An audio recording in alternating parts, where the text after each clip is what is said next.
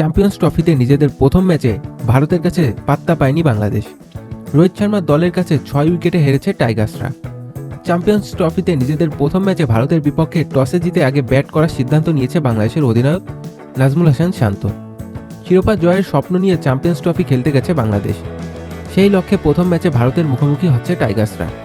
শিরোপা জয়ের ক্ষেত্রে প্রথম ম্যাচের জয় খুবই গুরুত্বপূর্ণ, সেটা ভালোই জানতেন বাংলাদেশের অধিনায়ক শান্ত, যার কারণে টসে জিতে ব্যাটিংয়ের সিদ্ধান্ত নিতে এক মুহূর্ত দেরি করেনি টাইগার্স অধিনায়ক।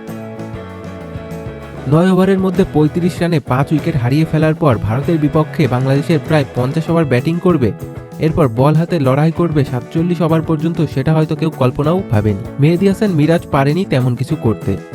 মাত্র 10 বলে 5 রান করে ফিরেছেন তিনি। শুরুটা ভালো করলেও বড় ইনিংস খেলতে পারেনি তানজিদ হাসান তামিম। 25 বলে 4টি বাউন্ডারি করে 25 রান করে ফিরেছেন টাইগার্স ওপেনার।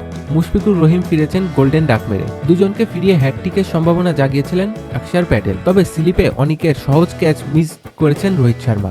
এরপর শর্ট মিড অফে হৃদয়ের ক্যাচ ছেড়েছেন হার্দিক পান্ডিয়া। তবে এরপর ভারতের বোলারদের খুব একটা সুযোগ দেননি হৃদয় ও জাকের। 114 বলে 64 রান করে ফিরেছেন জাকের, আর তাতেই ভাঙে 209 বলে 154 রানের জুটি, যা চ্যাম্পিয়ন্স ট্রফির ইতিহাসে ষষ্ঠ উইকেট জুটি সর্বোচ্চ রান। শুধু তাই নয়, যে কোনো উইকেট জুটিতে এটি বাংলাদেশের সর্বোচ্চ রান। বাংলাদেশের এই লড়াই সম্ভব হয়েছে তৌহিদ হৃদয় ও জাকের আলীর লড়াকু জুটির ফলে। জাকের না পারলেও তৌহিদ হৃদয়ের ক্যারিয়ারে প্রথম সেঞ্চুরি, আর তাতেই ভর করে 228 রানের সংগ্রহ করে দাঁড়ায়